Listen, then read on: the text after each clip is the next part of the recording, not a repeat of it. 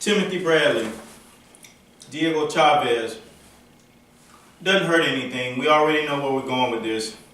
A situation that it appears that the judges in this fight were pulling a St. Timothy and trying to get them their way back into heaven after making the decision over Danny Garcia when he fought Diego Chaves.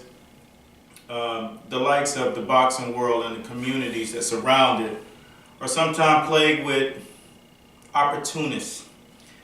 These guys who take the opportunity to sway a situation, and it can affect some guy's career, but this won't affect Timothy Bradley's career because he's established as one of the top fighters in the game. So fortunately, this doesn't put a peg in his career.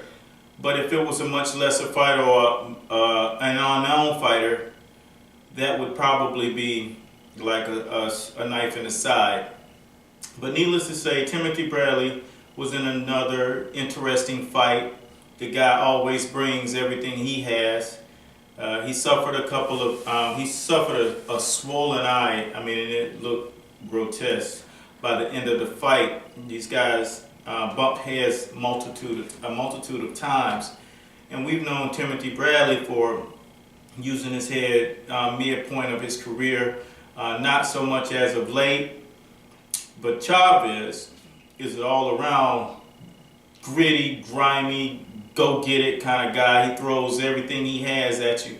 And the fight was interesting. You know, the guys, they got in a phone booth and they went toe-to-toe. Timothy Bradley used his experience and boxed when he could, jabbing and working to the body.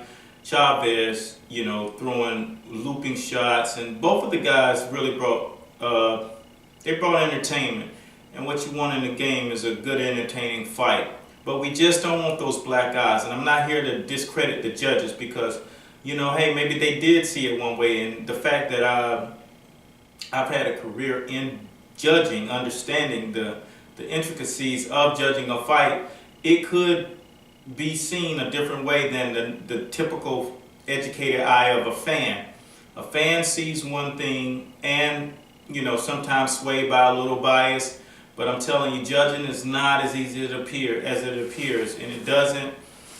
The fight is seen different by the eyes of judges because of the rules that they have in place that they have to abide by, and sometimes judges follow those rules, and fights like this end up being a decision for the guy that you didn't think won the fight, but through the judge's eyes, according to the rules, the guy actually does win. So in defense of the judges, their hands are tied, and a lot of judges don't judge according to what the judge's manual says. They go ahead and do it through a fan's eye. So basically they turn that take that judging hat and put it on backwards, and then they take the opportunity to fulfill the fan, especially if it's a fan favorite. So needless to say, Timothy Bradley will be able to move on. For me, I would think a Khan fight would have been great.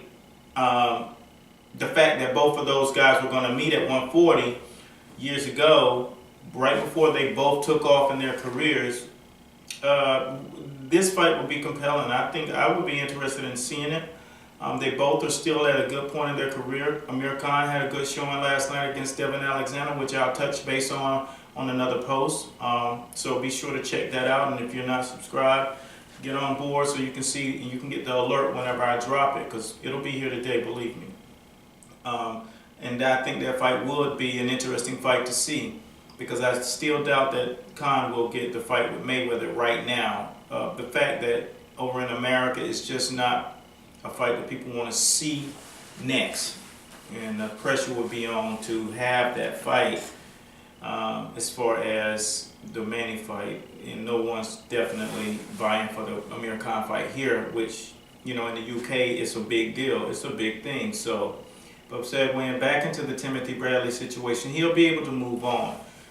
Would he get a third fight with Manny? He could, because, you know, Manny may eat the decision again. He may knock Bradley out. Or it could be an interesting fight. A third fight is definitely on the table, because the second fight, you know, it had its moments. It wasn't a boring fight. Pacquiao took over the second half of the fight clearly, but Bradley had a torn calf muscle, so it will be an interesting fight. Pacquiao will do his thing, and of course Bradley's always there to fight.